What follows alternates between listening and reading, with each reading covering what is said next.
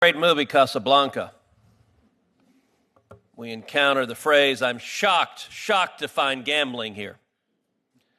I have to say, sitting through this hearing and listening to our Democrat colleagues, I'm shocked that anyone would think there was weaponization at the Department of Justice or the FBI. It makes me wonder where my Democrat colleagues have been the last 4 years. In over 200 years of our nation's history, we've had 47 presidents. Mr. Blanche, of those 47 presidents, how many not named Donald John Trump have been indicted? 0.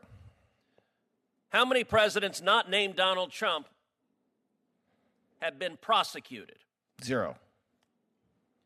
How many not named Donald J. Trump have had FBI agents arrive at their home and rifle through their home?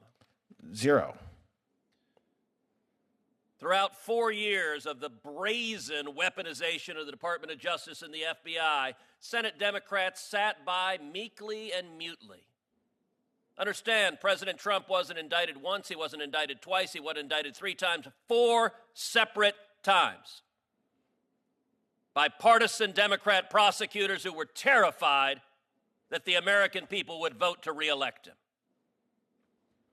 You heard just a minute ago my friend from Vermont ask you to defend the good men and women of the FBI. I agree, you should defend the good men and women of the FBI, and I'll tell you, I've heard from FBI agents who are horrified at an institution that had built a reputation for integrity being cheapened by being turned into a political weapon to attack the opposition of the Democrat White House. The single biggest thing, Mr. Blanche, you can do to protect the good men and women of the FBI is to restore integrity to the FBI and end the weaponization that has caused half of the country to no longer trust what used to be the premier law enforcement agency in the world.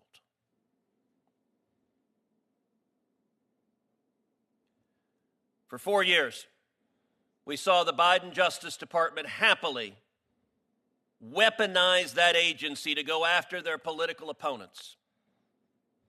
We saw Mark Houck, a pro-life protester who faced a pro-abortion protester who screamed and shoved his son, and he pushed the man back. In response for pushing a man back who had screamed at his 12-year-old son, the Biden Department of Justice and FBI sent an army of FBI agents at the crack of dawn to his house, machine guns drawn, to arrest him in front of his 7 kids. Mr. Houck had, by the way, offered, through his counsel, to turn himself in. In your many years as a prosecutor, have you ever sent an army of FBI agents to arrest someone who's offered to turn themselves in peacefully? No. And yet no one at the Department of Justice seemed troubled by that. They happily authorized that. And not a single Democrat on this committee, to the best of my knowledge, has ever asked one damn question about it. When the National Association of School Boards sent a letter to Joe Biden complaining that parents were unhappy by their radical policies that were happening to children, within days, the White House sent that to the Department of Justice, and days later, the Attorney General sent a formal memo to the FBI saying, target parents. I want you to go after parents who are exercising their First Amendment rights. And we've had moms and dads all over the country who've had the G-men come knocking on their door because they had the temerity to exercise free speech. Is targeting moms and dads who go to school boards and engage in peaceful speech, is that a permissible use of law enforcement? Not in my view, Senator. You know, if you look at this election, there are a number of issues on which there is a clear and unmistakable mandate. There is an unmistakable mandate to secure the border.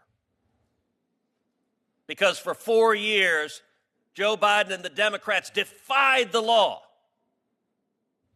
Federal immigration law is clear. Illegal immigrants who are apprehended shall be detained and shall be deported. Mr. Blanche, when the law uses the word shall, is that typically mandatory? It is. And what Joe Biden did is something no president in the history of our country has ever done.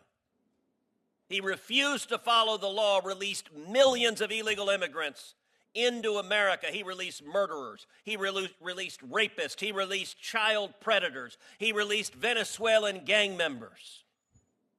If Joe Biden and the Democrats had been willing to follow the law, Laken Riley would still be alive instead of being murdered by a criminal illegal alien released by Joe Biden and the Democrats. If Joe Biden and the Democrats had followed the law, Jocelyn Nungary in my hometown of Houston, beautiful 12-year-old girl, raped and murdered by 2 illegal immigrants, Venezuelan gang members, Joe Biden had in custody and released.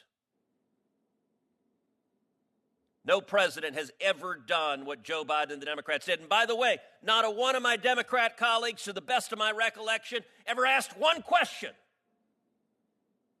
about why the Department of Justice was refusing to follow the law. Mr. Blanche, is the Department of Justice doing its job if it refuses to follow the law and defies federal immigration law? Not in my view, it is not. We have a clear and unmistakable mandate to the voters. We will secure the border. We will stop releasing criminals and rapists and child molesters into our community. And there is a clear mandate. We will end the weaponization of the Department of Justice and the FBI.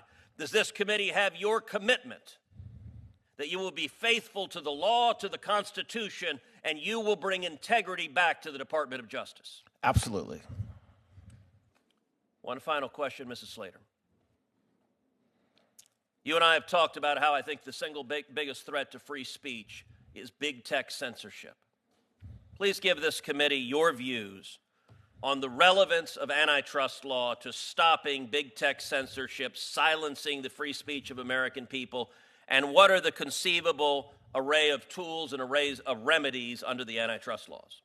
Well, thank you, Senator. We did indeed talk about this. And I think we also agree that there are other tools available beyond antitrust. But what we agreed in principle is that in markets that are highly concentrated, conservative viewpoints or anybody's viewpoint can be quickly throttled or suppressed when there is market power on back of that.